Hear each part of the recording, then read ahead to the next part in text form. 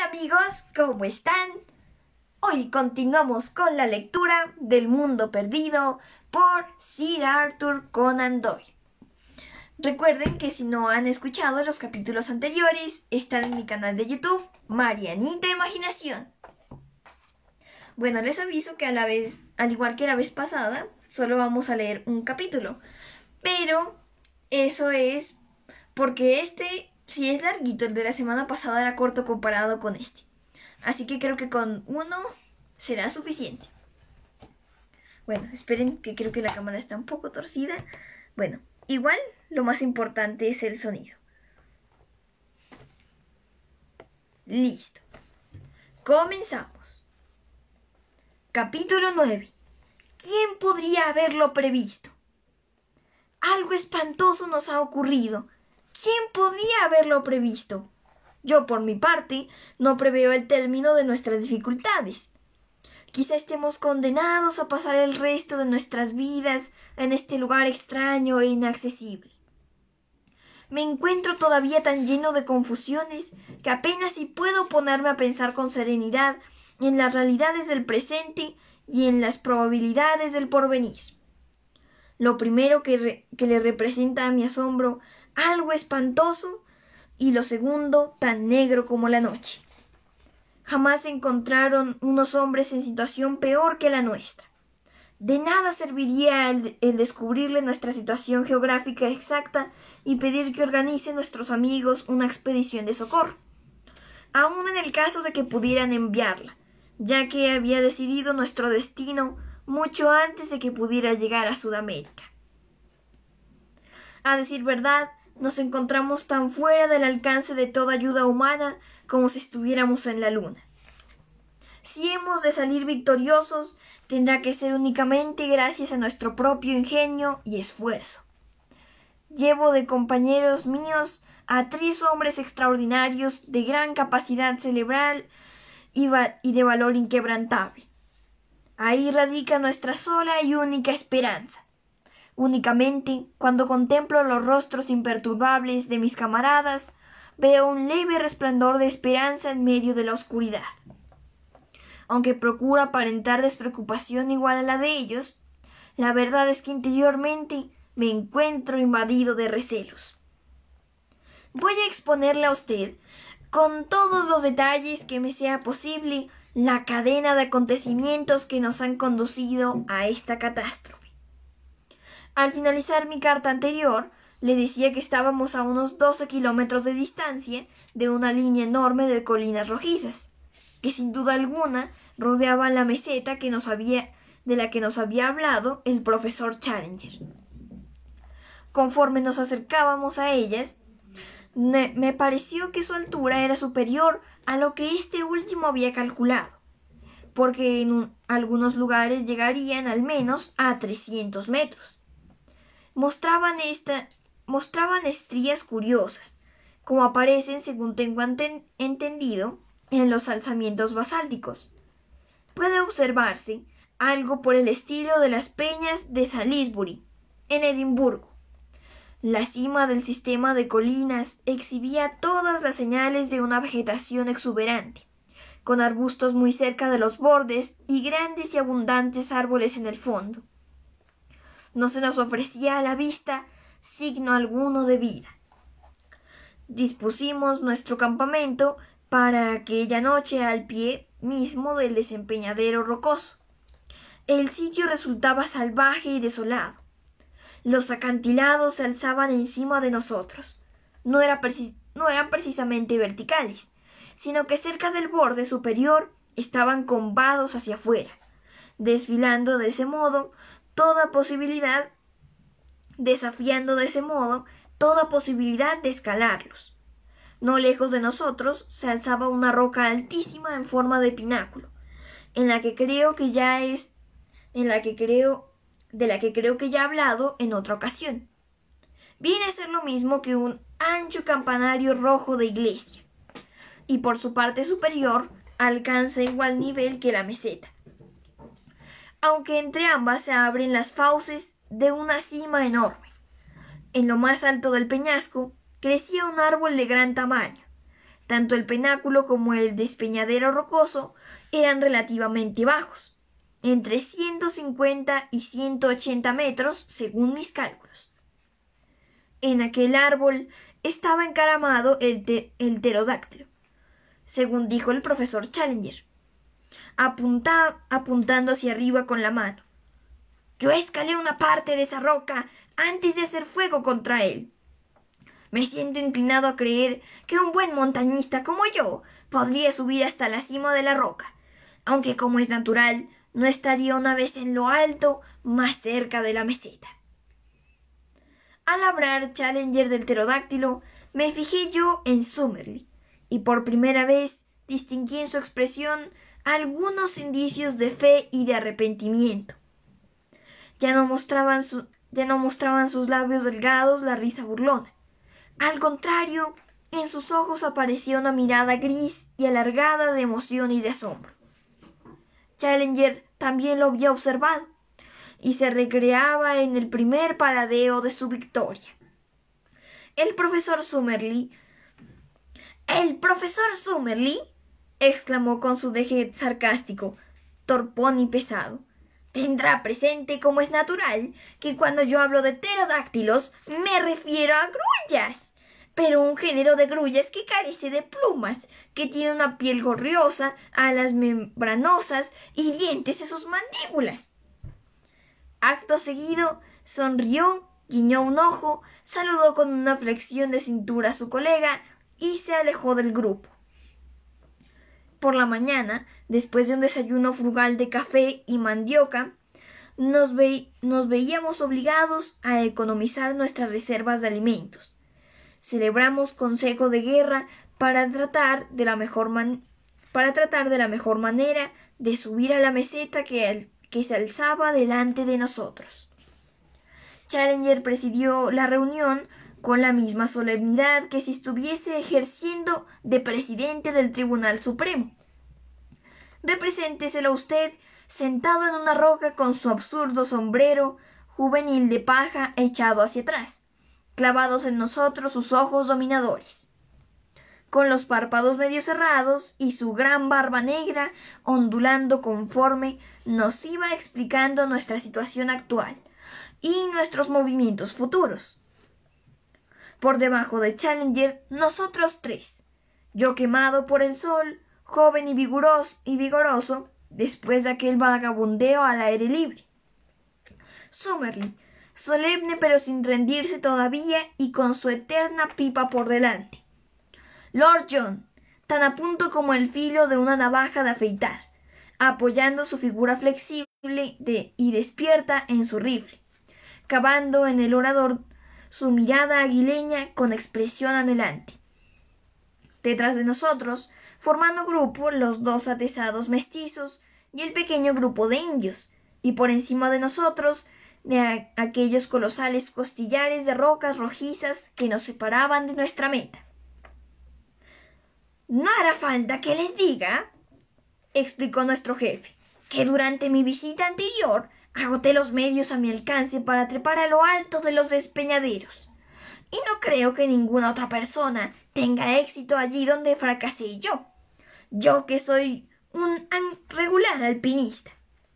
En aquel entonces no disponía de ninguno de los útiles de trepador de rocas, pero he tenido la precaución de traerlos ahora. Tengo la certeza de que sirviéndome de ellos soy capaz de llegar a la cima de esa roca aislada, pero creo que estaré ociosa en hacerlo mientras no logremos escalar el principal precipicio rocoso. Durante mi última visita hube de precipitar las cosas, donde se me echaba encima la estación de las lluvias, y porque empezaban a escasearme los víveres. Disponía, pues, de un tiempo limitado, y no puedo afirmar que haya hecho otra cosa que examinar unos 10 kilómetros de montaña rocosa en la dirección oriental, sin descubrir ninguna posible vía de acceso a la meseta. ¿Qué, pues, lo que ahora debemos hacer teniendo todo esto presente? El profesor Summerlee dijo: solo parece abrirse ante nosotros una vía razonable, puesto que usted ha explorado hacia el este, nosotros deberíamos explorar la montaña rocosa en dirección al oeste, buscando un punto factible para realizar nuestra ascensión. Así es, dijo Lord John. Según toda posibilidad, esta meseta no es de gran extensión, de modo que iremos rodeándola hasta descubrir un punto en la que la subida sea factible, y en caso contrario, acabaremos encontrándonos en el mismo punto de partida. He explicado ya a este joven amigo, dijo Challenger, que tiene una manera de aludir a mí como si yo fuese un muchacho de 10 años, que es completamente imposible que existan, completamente imposible que nos acompañara en una aventura como esta, a menos que el profesor Challenger lo permitiese, por supuesto. Ajá, me perdí. Ajá. Ok, me perdí, disculpen. Bueno, entonces nos quedamos acá. He explicado ya a este joven amigo que es muy complicado y puede que imposible que exista un camino fácil por la sencilla razón de que si lo hubiese, la meseta no estaría aislada. Y no se habrían dado las condiciones de que manera tan extraordinaria han interrumpido las leyes generales de la supervivencia. Sin embargo, admito que pueden existir lugares que se presten a que un buen escalador trepe hasta la cima, pero que no ofrezca posibilidades de descenso a un animal voluminoso y pesado. Tengo la seguridad de que existe por lo menos un lugar por el que es posible subir. ¿Y de dónde saca esa seguridad, señor?, preguntó Summerlee con viveza. Porque mi predecesor, el norteamericano Marple White, llevó a cabo esa ascensión. ¿Y cómo habría podido, de no ser así, dibujar el monstruo que dibujé en su álbum? Ahí razona usted, adelantándose a los hechos, dijo el terco Summerlee. Reconozco la existencia de la meseta, porque la he visto con mis propios ojos, pero hasta donde no estoy convencido de que encierre ningún género de vida. Verdaderamente, señor, aunque usted admita o deje de admitir, es cosa que carece completamente de importancia. Me alegro de todos modos de que la meseta se le haya metido por los ojos. Se volvió a mirar hacia la meseta y de pronto, ante nuestro asombro, saltó de su roca poniéndose de pie, agarró a Summerlee por el cuello y le obligó a levantar la cara, mientras gritaba ronco de emoción. «¡Veamos, señor! ¿Puede usted ahora darse cuenta, con mi ayuda, de que existe en la meseta alguna vida animal?» He dicho ya que sobresalía del borde del peñasco una espesa franja de vegetación. De esa franja había salido un objeto negro y brillante. A medida que descendió lentamente y se asomó al precipicio, nos dimos cuenta de que se trataba de una enorme serpiente de cabeza aplanada que hacía recordar la forma característica de una azada. El sol de la mañana se reflejaba en sus anillos bruñidos y sinuosos. Permaneció unos momentos ondulante y temblorosa por encima de nosotros. Acto seguido, se retiró hacia el interior y desapareció. Tan grande era el interés que aquel espectáculo había despertado en Summerlee que éste no ofreció resistencia alguna, mientras Challenger le doblaba la cabeza hacia atrás. Pero ahora recordó su dignidad y apartó de sí a su colega diciendo: «Me alegraría, profesor Challenger, que cuando tenga que hacerme usted alguna observación se abstenga a agarrarme de la barbilla». No creo que esté justificado. Entonces Summerlee dijo que no creía que estaba justificado que se tomara tales libertades por la aparición de una pitón corriente de roca. «Bien, pero resulta que hay vida animal en la meseta», contestó su colega con expresión de triunfo. «Y ahora, una vez demostrada esta afirmación, de manera que no pueda dejar de verla ni la persona más inútil y predispuesta en contra, opino que lo mejor que podemos hacer es levantar el campamento y avanzar hacia occidente para dar con un medio que nos permita la ascensión a la meseta». Al pie de los precipicios, el terreno era accidentado y lleno de rocas, y por esa razón avanzábamos lenta y dificultosamente. Pero de pronto tropezamos con algo que reanimó nuestros corazones. Era el sitio en que había estado emplazado un campamento, porque se veían varias latas de las que se emplean en Chicago para envasar carne, una botella con la etiqueta de aguardiente, un abrelatas roto y varios restos más dejados allí por algunos excursionistas. Un periódico arrugado y que se deshacía en pedazos resultó ser el Chicago Democrat, aunque la fecha había desaparecido. «No es mío nada», exclamó Challenger.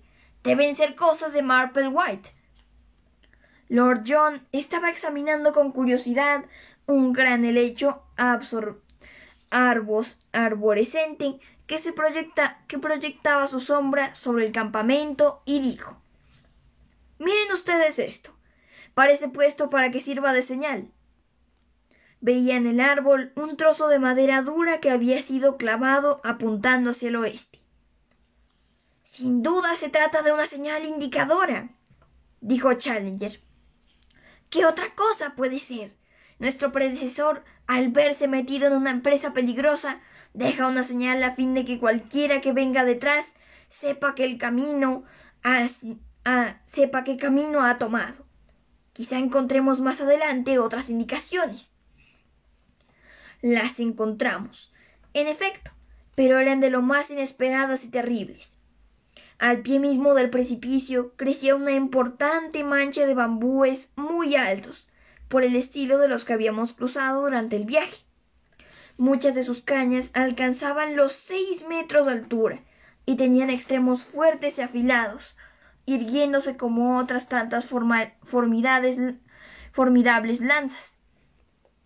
Cruzábamos por la orilla de aquel pequeño bosque, cuando percibí de pronto en su interior el brillo de una cosa blanca. Metí mi cabeza por entre las cañas y descubrí un cráneo. ¡Un cráneo! Estaba allí todo el esqueleto, pero la calavera se había desprendido y yacía algunos pies más próxima al terreno libre. Unos cuantos golpes que nuestros indios descargaron con sus machetes bastaron para limpiar aquel trozo de cañaveral, permitiéndonos estudiar los detalles de una tragedia ya vieja. Solo que algún otro harapo quedaba en las ropas, pero estaban las botas, y dentro de ellas los pies huesudos, haciéndonos ver con claridad que se trataba de un europeo. Encontramos entre los restos de un reloj de oro de Hudson, Nueva York, y una cadena que colgaba de una pluma estilográfica. Había también una pitillera de plata que tenía grabadas en la parte exterior las iniciales JCDAES. El estado del metal parecía dar a entender que la catástrofe no era todavía muy antigua. ¿Quién puede ser?, preguntó Lord John. «Pobre hombre, se diría que le hubiesen triturado los huesos». Y la caña de bambú había crecido, atravesando las costillas. «Oh, por Dios, pero qué horror», dijo Summerlee.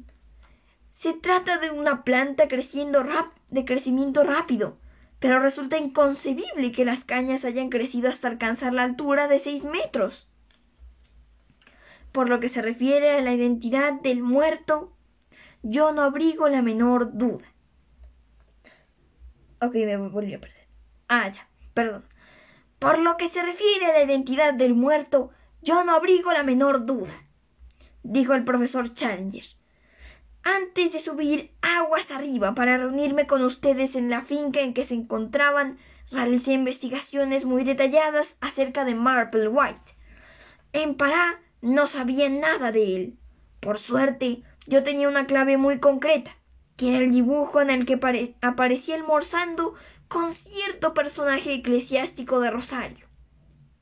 Logré encontrar al sacerdote en cuestión, y a pesar de que resultó ser un individuo muy discutidor, que se molestó muchísimo cuando le hizo observar los efectos corrosivos de la ciencia moderna sobre sus creencias, se aprestó a darme algunos datos positivos. Marple White había pasado por Rosario hace 4 años, es decir, 2 antes de que yo me lo encontrase ya muerto. No viajaba solo, sino con un individuo llamado James Colbert, que no desembarcó ni habló con el sacerdote que digo. Creo por esa razón que no cabe la menor duda de que nos encontramos ante los restos del tal James Colbert. Ni caben tampoco grandes dudas acerca de cómo murió. ¿Cayó o fue lanzado desde lo alto resultando empalado? ¿Cómo explicar de otro modo el quebrantamiento de sus huesos y que las cañas larguísimas de los bambúes lo hayan pasado de parte a parte?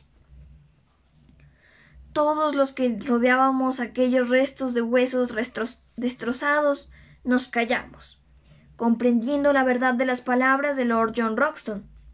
La curva salediza del precipicio se proyectaba por encima del bosquecillo de cañas. No cabía duda de que había caído de lo alto, pero se trataba en efecto de una caída. ¿Había sido un accidente o la tierra desconocida empezaba ya a envolverse en posibilidades ominosas y terribles? Nos alejamos de allí en silencio y seguimos bordeando la línea de colinas, que resultaban tan iguales y tan sin interrupción como algunos de los monstruosos témpanos del Atlántico, que he visto representados abarcando todo el horizonte y elevándose a plomo por encima de los mástiles de un barco explorador. No vimos a lo largo de 8 kilómetros ni una grieta ni una ruptura. Y de pronto nos encontramos ante lo que nos llenó de esperanza: un hueco de la roca, a resguardo de la lluvia. Vimos una flecha dibujada con greda apuntando hacia el oeste. «¡Otra señal de Marple White!», dijo Challenger. Parece que como si hubiese tenido un presentimiento que no habían de tardar en venir detrás de él otros pasos que merecieran ser orientados. Pero por lo visto llevaba tiza, ¿verdad? Entre los objetos que yo hallé en su mochila había una caja de tizas y de colores. Recuerdo que el blanco se hallaba desgastado y no era sino un residuo. «Desde luego, estas son pruebas de fuerza», dijo Summerlee. «No tenemos que seguir sino sus indicaciones y avanzar en dirección a occidente. Llevaríamos caminados otros 8 kilómetros cuando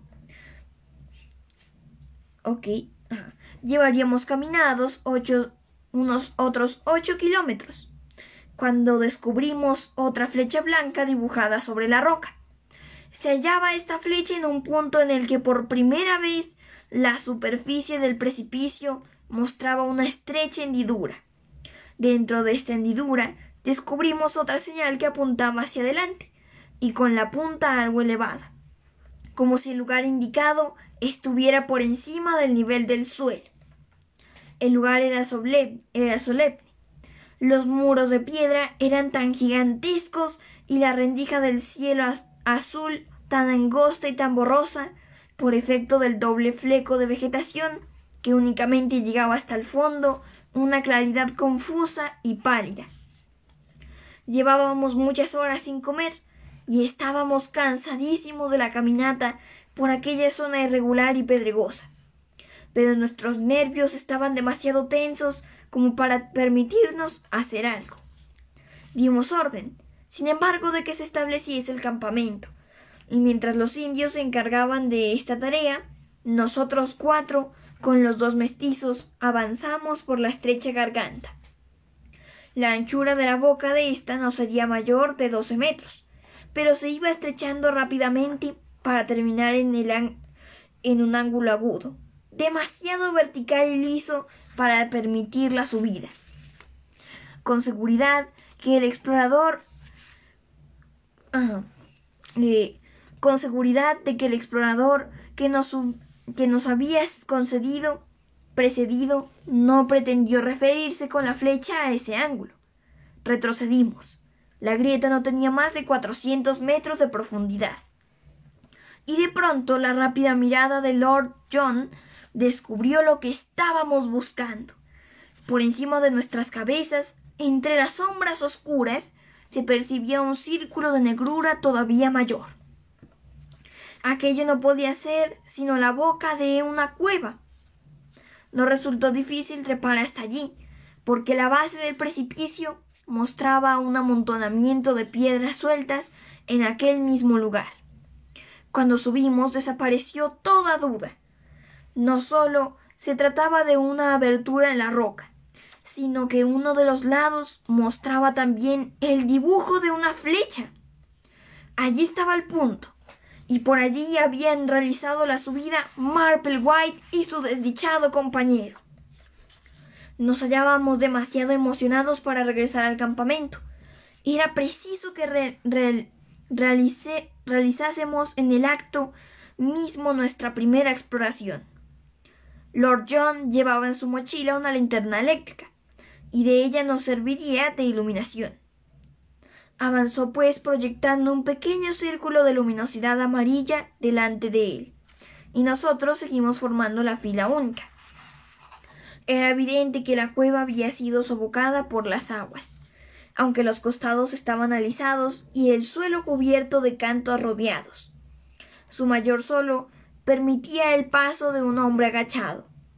Formaba línea casi recta por el espacio de 50 metros hasta llegar a una roca, donde giraba hacia arriba, mostrando un ángulo de casi 45 grados.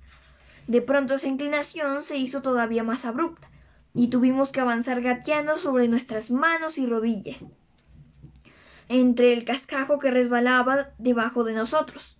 De pronto Lord Roxton lanzó una exclamación. ¡Está obstruida! Apelotonándonos detrás de él, vimos proyectarse el haz de luz amarilla sobre un muro de rocas sueltas de basalto que llegaba hasta lo alto. ¡Se ha hundido el techo! Fue inútil que arrancásemos algunas piedras sueltas, porque solo conseguimos con ello que las piedras mayores quedasen desprendidas, amenazando con rodar por la pendiente y acabar aplastándonos. Estaba claro que el obstáculo era muy superior a todo cuanto nosotros pudiéramos intentar para apartarlo. El camino por donde Marplewhite había subido ya no era practicable. Demasiado abatidos para hablar, descendimos por el oscuro túnel dando traspiés y emprendimos el regreso hacia el campamento. Ocurrió, sin embargo, un incidente antes de que saliéramos de la garganta, que ofrece importancia teniendo en cuenta las cosas que ocurrieron más adelante.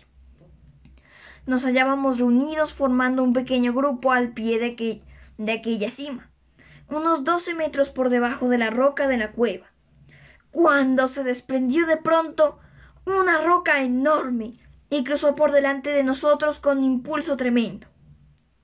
Todos y cada uno pudimos decir que nos habíamos salvado por un pelo.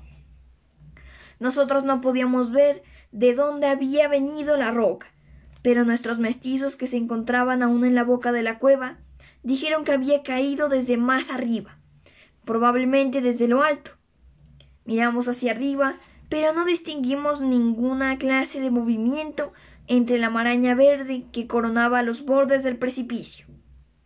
Sin embargo, poca duda podía caber de que la piedra había sido lanzada contra nosotros, y por consiguiente daba a entender que en la meseta existían seres humanos y malignos.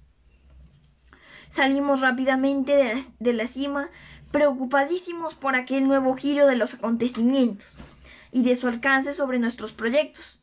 La situación era por sí bastante difícil, pero si a las dificultades de la naturaleza se agregaba la oposición deliberada de los hombres, nuestro caso podía casi considerarse como desesperado. Sin embargo, al mirar nosotros hacia arriba y descubrir el hermoso fleco de vegetación a unos 100 metros por encima de nuestras cabezas, ni uno solo de nosotros pensó por un instante en regresar a Londres, sin antes haber explorado sus profundidades.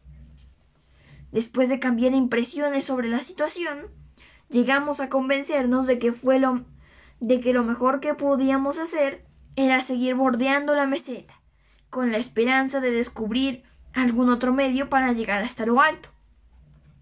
La línea de precipicios roqueños iba siendo de altura mucho menor y había empezado a torcerse desde el oeste hacia el norte, de modo que si nos la representábamos como el arco de un círculo, llegábamos a la conclusión de que la circunferencia no podía ser muy grande. Siendo así, en el peor de los casos, nos encontraríamos pocos días después de vuelta a nuestro punto de partida. Aquel día hicimos una marcha total de unos 37 kilómetros, sin que se alterasen en modo alguno nuestras perspectivas. Conviene que agregue que nuestro aneroide indica que desde que abandonamos nuestras canoas hemos venido subiendo y que ahora nos encontramos a una altura no inferior a los 1000 metros sobre el nivel del mar. Por esa razón se observa un cambio tan importante en la temperatura y en la vegetación. Nos hemos liberado de la horrible multitud de insectos que constituyen la maldición de los viajes por tierras tropicales. Todavía se ven algunas palmeras y muchos helechos arborescentes, pero los árboles amazónicos han quedado atrás. Resultaba grato tropezar con el convólvulo, la pasionaria y la begonia, flores todas que nos recordaban la patria entre esas rocas inhóspitas. Había una begonia roja de un tono exactamente igual a la que yo he visto en un tiesto de la ventana de cierta villa de Streatham, pero me dejó llevar hacia recuerdos de índole privada. Aquella noche sigo refiriéndome al primer día de nuestra marcha alrededor de la meseta. Nos reservaba una gran realidad, una realidad que suprimió para siempre cualquier duda que pudiéramos haber tenido acerca de las maravillas tan próximas a nosotros. Cuando lea usted esto, mi querido McArdle, se dará cuenta, quizá por primera vez, de que el periódico no me ha enviado a una empresa quimérica, y que cuando el profesor nos autorice, podremos dar a conocer al mundo unos reportajes inconcebiblemente interesantes. Yo no me atrevería a publicar estos artículos mientras no regrese a Inglaterra con las pruebas en la mano, porque de otro modo me calificarán de Munchausen periodístico, más imaginativo de todos los tiempos. Pero no me cabe duda de que usted participará de esa misma opinión, y que no pensará en jugarse toda la seriedad de la Gaceta en esta aventura, mientras no podamos tapar la boca al coro de censores y de escépticos que forzosamente ha de levantar. De modo pues que este incidente extraordinario, que serviría para encabezar tan magníficamente nuestro querido periódico, tendrá que esperar su momento oportuno en el cajón de los originales de imprenta. Y sin embargo, todo pasó como un relámpago, sin que haya quedado rastro salvo en nuestras propias convicciones. He aquí lo que ocurrió.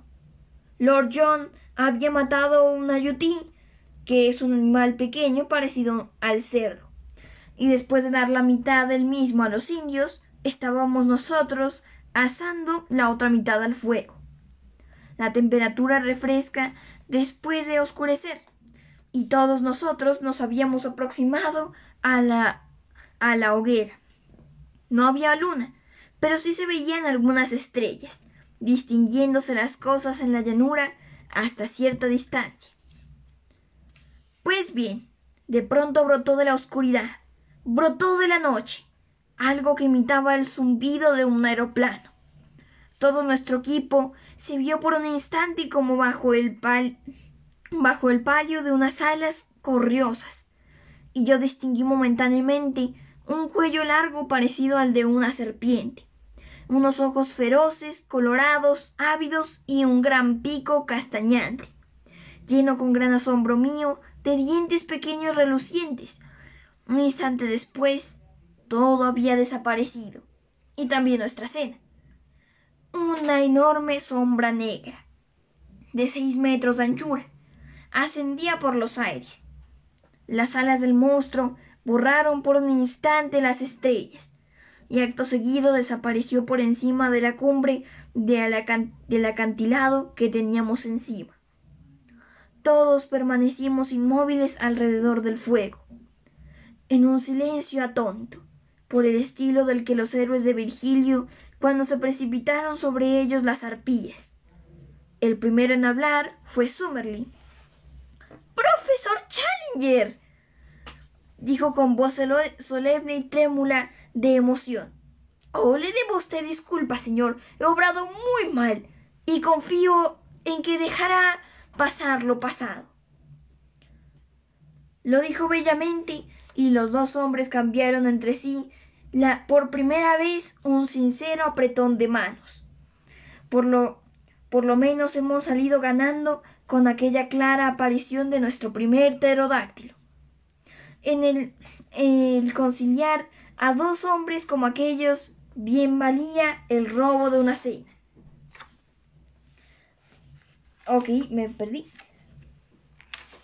Ajá. Ahora bien, si en la meseta existía la vida prehistórica, no debía ser muy abundante, porque durante los 3 días siguientes no volvimos a percibirla. En ese tiempo cruzamos por una región árida y repulsiva, en la que se alternaban el desierto pedregoso y los pantanos desolados, donde abundaban las aves silvestres. Estaba situada en la región al norte y al este de las colinas pedregosas.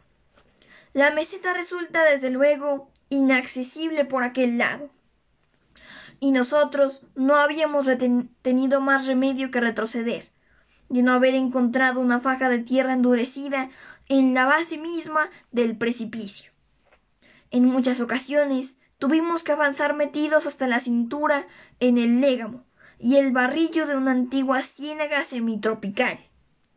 Para mayor dificultad, aquel lugar parecía ser un criadero de serpientes jararacas, que son las más venenosas y agresivas de la América del Sur. Una y otra vez, esos terribles animales se precipitaban entre retorcimientos y saltos hacia nosotros por la superficie de aquel pútrido lodazal, y solo podíamos sentirnos a salvo de ellos teniendo siempre nuestros fusiles dispuestos para un disparo desesperado. Una depresión de aquella ciénaga en forma de tubo de un color verdoso lívido producido por algunos líquenes que crecían en la misma permanecerá siempre en mi memoria como una pesadilla. Se diría que aquel lugar hubiese servido de camada especial para aquellos seres. Hormigueaban en sus declives, retorciéndose en todas secciones, porque una característica de la serpiente jararaca es que ataca siempre al hombre en cuanto lo ve. Eran demasiadas para que las contuviésemos a tiros, de modo pues que echamos a correr hasta que ya no pudimos más. Recordaré siempre que al volver la vista atrás, descubrí en un gran trecho las cabezas y cuellos sobresalientes de nuestras peligrosas perseguidoras, alzándose y cayendo entre las cañas, mirándonos con desprecio por la presa que se les había escapado. En el mapa que estábamos trazando, hemos bautizado ese lugar con el nombre de la Ciénaga de las Jararacas. Las colinas que encontramos por ese lado no eran ya de un color rojizo, sino castaño achocolatado. La vegetación era menos tupida en la cima de las mismas, y su altura había bajado a algo más de 100 metros. pero por ninguna parte descubrimos punto alguno por el que pudieran ser escaladas. Al contrario, resultaban todavía más imposibles que en la primera zona de las mismas que habíamos recorrido. En la fotografía que saqué del desierto pedregoso puede verse la absoluta verticalidad de los acantilados. Pero, dije yo cuando tratábamos de la situación, con seguridad de que la lluvia tiene que salir por algún lado. Tiene que haber forzosamente canales de salida para el agua de las rocas. Nuestro amiguito tiene momentos de lucidez, dijo el profesor Challenger, dándome golpes cariñosos en el hombro. Por algún lado tiene que salir el agua, repetí. Se aferra con firmeza a la realidad, y lo único que se puede alegar en contra de esa afirmación es que nuestro examen ocular ha demostrado de manera concluyente que no existen tales canales de salida para el agua. Entonces, ¿a dónde va a parar? Insistí. Creo que se puede suponer un buen fundamento que el agua no corre hacia afuera de la meseta, sino hacia adentro. Pues entonces tendrá que existir un lago en el centro. Eso diría yo. Es más probable que el lago sea un antiguo cráter, dijo Summerlee. La totalidad de la formación es, claro está, eminentemente volcánica, pero sea como sea, yo calculo que la superficie de la meseta formará declive hacia el interior y que en su centro habrá un gran depósito de agua, siendo posible que ésta desemboque por algún canal subterráneo en la zona pantanosa de la ciénaga de las Jararacas. Podría ocurrir también que la evaporación mantuviese el equilibrio, comentó Challenger. Y ambos sabios se dejaron llevar hacia una de sus discusiones científicas, pero ahora mucho más amistosas, que para nosotros los prófanos resultaban tan incomprensibles como el chino. Al sexto día completamos nuestra circunferencia alrededor de las colinas roqueñas, volviendo a encontrarnos en el emplazamiento del primer campamento, junto al pináculo que formaba la roca aislada. Éramos un grupo de expedicionarios desconsolados, porque la investigación que habíamos realizado no podía ser más minuciosa. Y se podía afirmar con toda seguridad que no existía punto alguno por el que el hombre más emprendedor pudiese abrigar la esperanza de trepar hasta lo alto de los acantilados. El lugar que Marplewhite había indicado por medio de las flechas como el camino de acceso, el que había seguido, ya era totalmente impracticable. ¿Qué íbamos a hacer? Nuestras reservas de provisiones, ayudadas por nuestros fusiles, se sostenían bien, pero no por fuerza tenía que llegar un día en que fuese imprescindible reponerlas. Pasados un par de meses, sobrevendrían las lluvias, y entonces seríamos barridos por ellas en nuestro campamento. La roca era más dura que el mármol, y nuestros recursos y el tiempo del que disponíamos no permitían llevar a cabo el intento de abrir un sendero hasta semejante altura. No era de extrañar, pues, que aquella noche nos mirásemos los unos a los otros con expresión sombría, y que fuésemos en busca de nuestras mantas sin intercambiar entre nosotros sino muy cortas frases. Mi último recuerdo en el momento de apartarme para dormir es el de Challenger, acurrucado como una monstruosa rana gigante junto al fuego, con su voluminosa cabeza entre las manos, absorto aparentemente en los más profundos pensamientos, y ajeno por completo a las buenas noches que yo le di. Pero el Challenger que nos acogió la mañana siguiente era muy distinto. Era un Challenger que resumaba de toda su persona satisfacción y complacencia en sí mismo. Cuando nos reuníamos para desayunar, se nos presentó con expresión de disculpa y falsa modestia, como si estuviera diciendo: «Yo sé que merezco todo cuanto se les ocurra decirme, pero por barba se enhiestaba jubilosa. Su pecho se proyectaba hacia afuera y tenía metida la mano en los bolsillos de su chaqueta. Quizá él se represente así, a veces en su fantasía, colocado sobre el pedestal vacío del Trafalgar Square, y añadiendo uno más a los horrores de las calles de Londres. ¡Eureka!, exclamó señalando el brillo de sus dientes por entre su barba. Caballeros, felicítenme y felicitémonos a todos unos a otros. El problema está resuelto. ¿Ha descubierto la manera de subir hasta allí? Me atrevo a pensar que sí. ¿Por dónde? Por toda respuesta, extendió la mano hacia el pináculo parecido a un campanario que teníamos a nuestra derecha. Nuestras caras, la mía por lo menos, se alargaron al ver aquello, de que era posible trepar hasta lo alto. Nuestro compañero nos daba la seguridad, pero entre el pináculo y la meseta se abrió un abismo espantoso. —¡Pero no conseguiremos jamás cruzarlo! —exclamé. —Por lo menos podemos todos nosotros llegar hasta la cima del pináculo —dijo Challenger. Una vez arriba, quizá pueda demostrarles que los recursos de un cerebro invertido no están agotados todavía. Acabado el desayuno, procedimos a desempaquetar el bulto en el que nuestro jefe había traído sus útiles de escalador. Yo saqué un rollo de cuerda de la mayor resistencia y ligereza, de 50 metros de largo, además de los hierros y ganchos de alpinista y demás accesorios.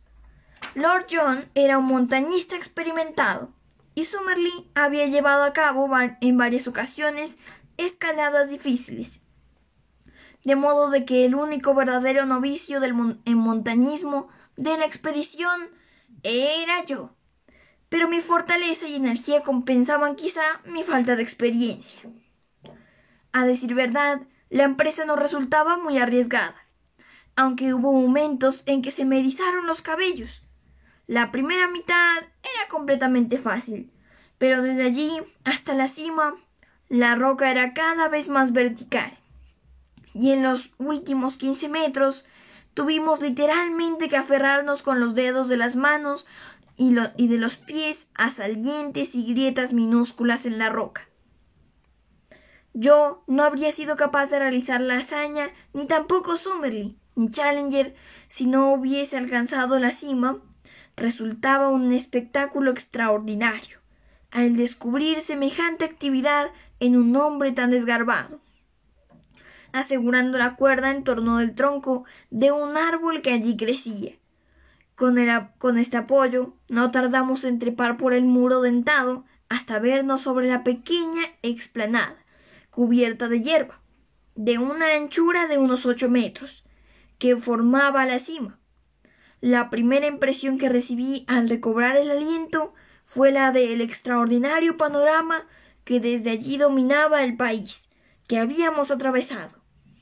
Toda la llanura brasileña parecía extenderse debajo de nosotros, alargándose más y más, hasta terminar en una suave neblina azul sobre la línea lejana del horizonte, de rocas y tachonando de helechos arborescentes. Más allá, en el plano intermedio, mirando por encima de la cresta de la colina, la masa amarilla y verde de los bambúes a través de la cual habíamos pasado. Más allá todavía, la vegetación aumentaba gradualmente hasta formar el colosal bosque en que se extendía hasta donde abarcaba mi vista, y sus buenos 3.000 kilómetros más allá. Aún estaba embriagándome con aquel panorama maravilloso, cuando cayó sobre mi hombro la pesada mano del profesor, diciéndome: «Por aquí, mi joven amigo, vestilla nulla retrorsum. No se vuelva a mirar atrás, mire siempre hasta nuestra gloriosa meta». Al darme la vuelta, me encontré con que aquel nivel de la meseta era exactamente igual al de la explanada en que estábamos. Tan cerca parecía de nosotros la verde orilla de arbustos que resultaba difícil hacerse cargo de lo inaccesible que seguía siendo. A simple vista, la cima parecía tener unos 12 metros de anchura. Y para el caso era igual que si hubiese tenido 12 kilómetros. Me apoyé con el brazo en el tronco de un árbol y me recliné sobre el abismo. Allá a gran distancia se distinguían las pequeñas figuras negras de nuestros servidores, que miraban hacia arriba. La pared del peñasco era completamente vertical, lo mismo que la que yo tenía enfrente. Es verdaderamente curioso, oí que decía la voz rechinante del profesor Summerlee. Me volví encontrándome con que Summerlee estaba estudiando con gran atención el tronco del árbol en que yo me apoyaba. Aquella corteza lisa y aquellas hojas pequeñas con nervaduras me parecieron cosa completamente familiar. ¡Pero sí es un haya!, exclamé. Exactamente, comentó Summerlee, una compatriota a la que encontramos en un país muy lejano. No es solo una compatriota, mi querido señor, dijo Challenger. Si también se me permite ampliar su símil, una aliada de primera magnitud. Esta va a ser nuestra salvadora. ¡Por vida de! Exclamó Lord John. ¡Pero si es un puente! Exactamente, amigos míos, un puente. Por algo pasé yo anoche una hora enfocando mi inteligencia sobre la situación. Recuerdo haber dicho en cierta ocasión a este joven amigo que nuestro George Edward Challenger se supera cuando se encuentra entre la espada y la pared. Reconocerán ustedes que anoche estábamos todos de espaldas al paredón, pero cuando la voluntad y la inteligencia trabajan juntas, siempre se encuentra la salida. Era preciso tener un puente levadizo sobre nuestro abismo. Aquí lo tenemos. La idea era sin duda alguna brillante. Tendría el árbol sus buenos 20 metros de altura, y si caía del lado conveniente, cruzaría el abismo sin dificultad. Challenger se había colgado de la espalda el hacha de campamento al lanzarse peña arriba. Me la entregó ahora diciendo: nuestro joven amigo tiene músculo y nervio. Creo que esta tarea la ejecutará mejor que nadie. Sin embargo, tengo que pedirle que evite discurrir por sí mismo y que haga exactamente lo que le manden. Dirigido por él, realicé en los costados del árbol unos cortes que habían de asegurar la caída del mismo en la dirección que deseábamos. No fue tarea difícil, porque el árbol tenía una inclinación marcada hacia la meseta. Me dediqué a trabajar de firme, turnándome con Lord John. Había transcurrido una hora cuando se sintió un fuerte crujido. El árbol se inclinó hacia adelante, y luego se derrumbó con estrépito, quedando con las ramas hundidas entre los arbustos al borde de la meseta. La parte inferior del tronco cortado resbaló hasta el borde mismo de nuestra explanada, y durante un segundo de terrible zozobra temimos que iba a precipitarse al vacío. Pero se afianzó a unos pocos centímetros del borde, y quedó establecido un puente con lo desconocido. Todos nosotros, sin decir palabra, dimos un apretón de manos al profesor Challenger, que a su vez nos correspondió lanzando su sombrero y haciéndonos una profunda zalema. Luego dijo: reclamo el honor de ser el primero en cruzar hasta la tierra desconocida, y creo que este momento podrá servir de tema para un futuro cuadro histórico. Ya estaba cerca del puente. De pronto Lord John apoyó su mano sobre la chaqueta del profesor diciendo: mi querido amigo, yo no puedo permitir eso. ¿Qué no puede usted permitirlo, señor? La cabeza se dobló hacia atrás y su barba se proyectó hacia adelante. Cuando se trata de problemas de ciencia, sabe, yo le sigo como a mi jefe, porque resulta que es usted un hombre de ciencia. Pero usted debe seguirme a mí cuando se trata de cosas que caen dentro de mi jurisdicción. ¿De su jurisdicción, señor? Verá, cada cual tiene su profesión, y la mía es la de guerrero. Tal como yo veo las cosas, estamos a punto de invadir un país desconocido. De lo mismo puede estar atiborrado de enemigos de no estarlo. El abordarlo ciegamente sin poner siquiera un poco de buen sentido y de paciencia no corresponde al concepto que yo tengo de la buena dirección. Era tan razonable la advertencia que no podía ser desoída.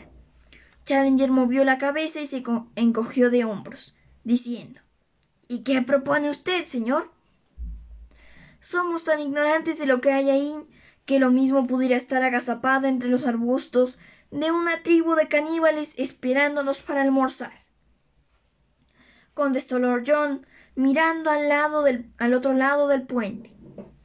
Es preferible aprender prudencia antes que verse dentro de un caldero de agua hirviendo. De modo pues que nos limitaremos a esperar que no haya ninguna dificultad, pero vamos a obrar como si la hubiese. Malone y yo nos descolgaremos otra vez hasta el campamento, y subiremos 4 rifles. Nos traeremos también a Gómez y al otro mestizo. Luego podrá pasar un hombre al otro lado, mientras los 3 se quedan aquí cubriéndole con sus rifles, hasta que aquel se haya convencido de que no existe el peligro para todo el grupo. Que no existe peligro para todo el grupo. Bueno, aquí hago una pequeña pausa, que aquí alguien está preguntando, pues, ¿qué libro es?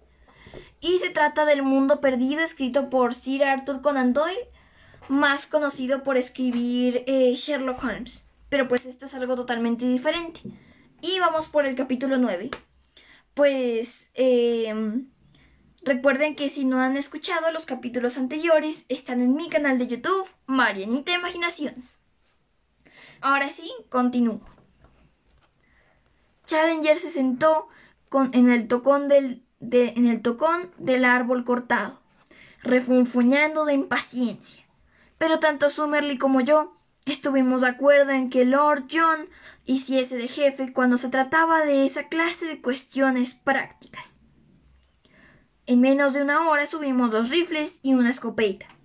También subieron los 2 mestizos y transportaron, siguiendo las instrucciones de Lord John, un fardo de provisiones, por si nuestra primera exploración se prolongaba. Disponíamos todos de bandoleras de cartuchos.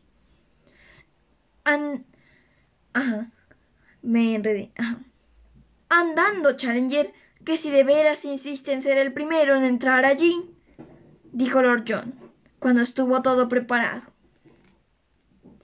Le quedo muy agradecido con su generosa autorización, contestó el irritado profesor, que no aguantaba ninguna clase de autoridad. Ya que llega en su bondad hasta permitírmelo, desde luego cargaré con la misión de hacer de explorador avanzado. Sentado a horcajadas en el tronco del árbol sobre el abismo y con el hacha terciada a la espalda, Challenger avanzó a saltos haciendo palanca con las manos, y no tardó en encontrarse al otro lado. Trepó a la tierra firme y se volvió hacia nosotros agitando los brazos en el aire y gritó: ¡Al fin! ¡Al fin!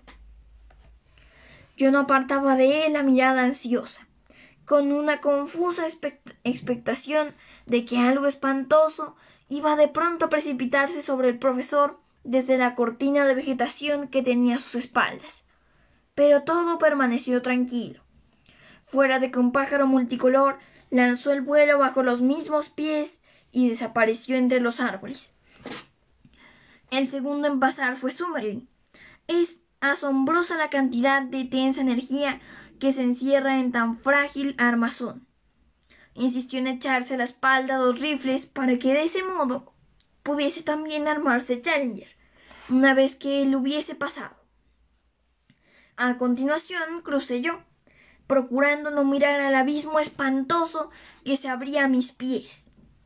Summerlee me alargó la culata de su rifle, y un instante después pude agarrarle de la mano. En cuanto a Lord John, cruzó el puente caminando sin su apoyo. Sus nervios deben ser de hierro. Ya estábamos allí los cuatro, en un país de maravillas, en el mundo perdido de Marple White.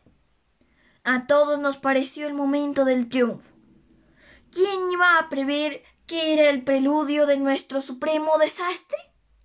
Permítame referirle en pocas palabras el golpe abrumador que cayó sobre nosotros. Nos habíamos apartado del borde de la meseta, y avanzando unos 50 metros por entre la espesura de arbustos, cuando resonó a nuestras espaldas un espantoso estrépito de algo que se desgarraba. Los cuatro, movidos por un impulso unánime, retrocedimos al punto de partida. ¡El puente había desaparecido! Me asomé a mirar y vi allá abajo, al pie del precipicio, una revuelta masa de ramas y astillas de un tronco. Era nuestra haya. Había cedido el borde de la explanada bajo el peso del árbol. Pero, ¿cómo? ¿Cómo había ocurrido eso? De haber sido así. Esa fue por un instante la explicación que se nos ocurrió a los cuatro, pero casi enseguida fue asomando poco a poco del lado exterior del pináculo rocoso una cara atezada. Era Gómez. Era una cara de ojos relampagueantes y facciones contorsionadas. Una cara convulsa de odio y de loco júbilo, como de quien se ve satisfecho de una venganza. Y esa cara gritó: Lord Roxton, Lord Roxton. ¿Qué pasa? Estoy aquí, dijo nuestro compañero. Desde el otro lado del abismo nos llegó una rechinante carcajada.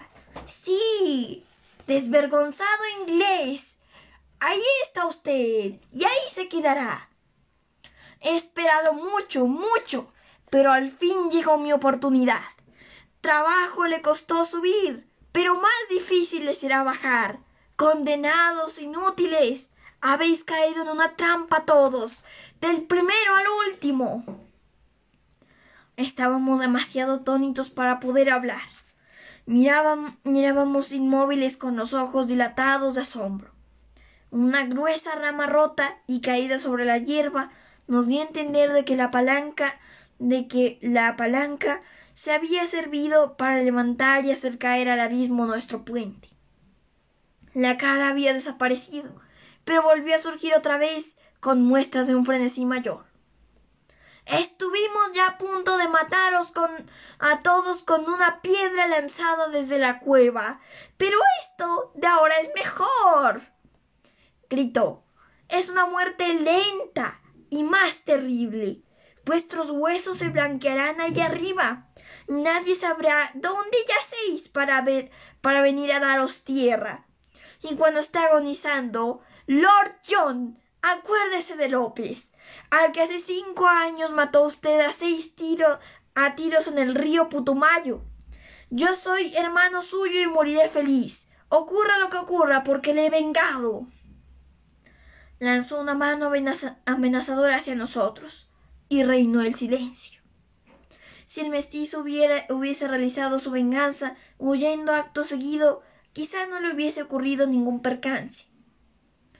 Fue el inútil e irresistible impulso propio de un latino de dramatizar las cosas lo que provocó su propia ruina. A Roxton, el hombre que había conquistado para sí en 3 países del apodo del Mayal del Señor, no se le podía provocar así como así. El mestizo estaba realizando el descenso por el lado exterior del pináculo de la roca, pero antes de que llegase al suelo, Lord John había corrido por el borde de la meseta hasta encontrar un lugar desde el cual podía ver a su hombre. No resonó más que un estampido de su rifle. Nosotros no podíamos ver nada, pero llegó hasta nuestros oídos un alarido, y poco después el golpe lejano de un cuerpo al chocar contra el suelo. La cara de Roxton, cuando se reunió con nosotros, era de granito.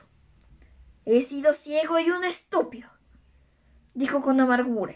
«Es mi tontería la que los ha puesto a ustedes en trance semejante. Debí tener presente que estos hombres no se olvidan jamás de tomar venganza por las muertes de personas de su misma sangre, y debí mantenerme en guardia más de lo que lo he hecho. Lo siento mucho». ¿Y el otro qué? Se necesitaron 2 para apalancar ese árbol por encima del borde del precipicio. También a ese pude haberle matado, pero he preferido dejarle escapar. Es posible que no haya tomado parte en el asunto, aunque también es posible que haya echado una mano, como suponen ustedes, y en este caso lo mejor habría sido matarle también. Pero no pude. Ahora que teníamos ya la clave de sus acciones, hicimos todos memoria de lo ocurrido hasta entonces, y cada cual recordamos algún acto siniestro del mestizo. Su empeño constante en enterarse de nuestros proyectos, la noche en que le sorprendieron del lado de afuera de nuestra tienda, escuchando lo que hablábamos, las miradas furtivas de odio que habíamos sorprendido en distintas ocasiones. Estábamos aún tratando del asunto, procurando ajustar nuestros ánimos a la nueva situación, cuando atrajo nuestras miradas una escena que se estaba desarrollando allá abajo en la llanura. Un hombre vestido con ropas blancas, que no podía ser otro que el mestizo superviviente, corría como alma que llevaba el diablo. Detrás de él, a pocos metros de distancia, volaba la gigantesca figura de ébano de nuestro leal Sambo. Mientras estábamos contemplando la escena, saltó sobre la espalda del fugitivo y le sujetó por el cuello con los brazos. Ambos rodaron por el suelo hechos un ovillo. Un instante después, Sambo se puso en pie y miró al hombre tendido en el suelo, y luego, agitando jubiloso las manos, echó a correr en dirección a nosotros. La figura blanca quedó inmóvil en medio de la gran llanura. Los 2 tiradores habían sido muertos, pero el daño que habían causado les sobrevivió. No había medio en que pudiésemos regresar al pináculo de piedra. Hasta entonces habíamos sido habitantes del mundo, pero de allí en adelante lo éramos de la meseta. Ambas cosas eran completamente separadas e independientes. Allí estaba la llanura, por la que le llegaba hasta donde habíamos dejado las canoas. Más allá, al otro lado de la línea violeta brumosa del horizonte, estaba la corriente de agua por la que se regresaba a la civilización. Pero faltaba el eslabón que nos unía a todo ello. Ningún ingenio humano era capaz de sugerir el medio de tender un puente sobre el abismo que abría sus fauces entre nosotros y nuestras vidas pasadas. Había bastado un instante para alterar las condiciones de nuestra existencia. Entonces pude darme cuenta del temple de las almas de mis 3 camaradas. Estaban serios. Es cierto, pero con una serenidad invencible. Nada podíamos hacer de momento sino permanecer sentados entre los arbustos y esperar con paciencia a Sambo. Sus honradas facciones negras aparecieron por fin en lo alto de la roca, y su hercúlea figura se erguió al fin en la explanada del pináculo. «¿Qué quieren que haga?», gritó. «Díganmelo y lo haré». Era aquella una pregunta más fácil de hacer que de contestar. Solo una cosa estaba clara. Él era nuestro único eslabón con el mundo exterior. Bajo ninguna circunstancia debía abandonarnos. «No», gritó. «Yo no los abandonaré. Ocurra lo que ocurra, me tendrán siempre aquí. Pero no sé si podré conseguir que se queden los indios. Ya están repitiendo muchas veces que aquí reside Curupuri, ni que ellos se vuelven a sus casas. Ahora que ustedes los dejan a mi cargo, no sé si podré lograr que se queden. Hágales que esperen hasta mañana, Sambo. Por favor, grité yo. Así podré enviar por intermediación suya una carta. Muy bien, señor. Yo le prometo que esperarán hasta mañana, dijo Sambo. ¿Y qué puedo hacer por ustedes ahora? Era mucho lo que podía hacer, y el fiel servidor lo realizó de manera admirable. En primer lugar, y siguiendo nuestras instrucciones, desató la cuerda que rodeaba el tocón del árbol, y nos lanzó uno de sus extremos por encima del abismo.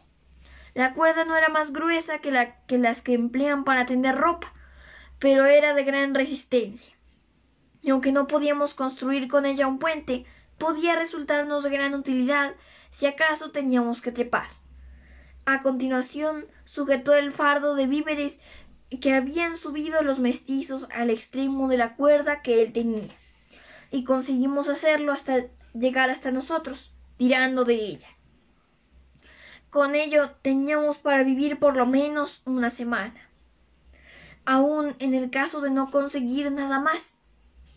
Por último, Sambo volvió a descolgarse y a subirlo con 2 fardos de artículos varios, una caja de municiones y una cantidad de otras cosas, con todo lo cual pudimos hacernos lanzándole la cuerda y tirando luego hacia nosotros. Había ya oscurecido cuando Sambo realizó su descenso definitivo, dándonos una última seguridad de que retendría a los indios hasta el día siguiente. Así es como he podido pasar la mayor parte de la noche, primera sobre la meseta, poniendo por escrito cuanto ha ocurrido a la luz de una linterna de una sola bujía. Cenamos y acampamos al borde mismo de la meseta, apagando nuestra sed con 2 botellas de apolinaris que encontramos en una de las cajas. Es para nosotros un asunto vital encontrar agua, pero yo creo hasta el mismo Lord John opinó que ya eran bastantes aventuras para un día, y ni él ni los demás nos sentimos tentados a realizar la primera incursión por lo desconocido. Prescindimos de encender fuego y de toda clase de ruidos innecesarios. Mañana, o mejor dicho hoy, porque ya está amaneciendo mientras escribo, acometeremos nuestra primera aventura en esta región extraordinaria. Ignoro cuánto podré escribir otra vez, o si no será esta la última vez que escriba.